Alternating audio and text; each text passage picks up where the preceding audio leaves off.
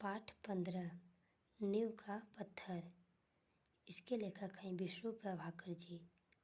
यह एक एकांकी है।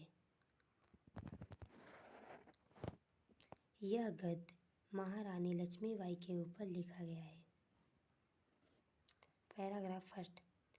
स्वराज को आते देखती हूँ, लक्ष्मीबाई जी कहती हैं, परंतु दूसरे ही क्षण मार्ग में हिमालय अड़ जाता है। जूही उनकी सहेली।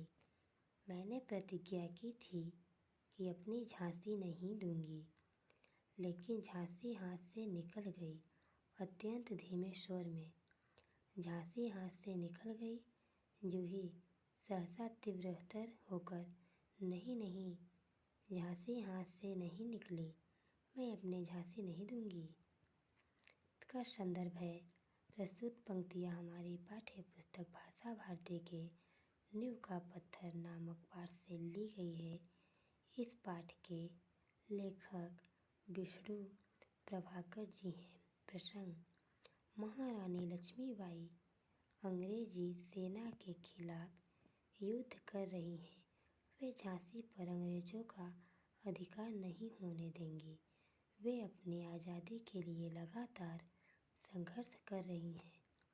व्याख्या: महारानी लक्ष्मीबाई अपनी सखी जूही से कहती हैं कि वह एक क्षण तो आशावान हो उठती हैं कि वह स्वराज आज़ादी प्राप्त कर लेंगी, परंतु दूसरे ही क्षण आज़ादी के मार्ग में बाधा आ खड़ी होती है।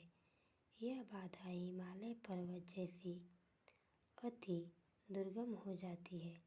लक्ष्मीबाई ने यह प्रतिज्ञा की हुई थी कि वह कभी भी अपनी झांसी पर दुश्मनों का अधिकार नहीं होने देंगी।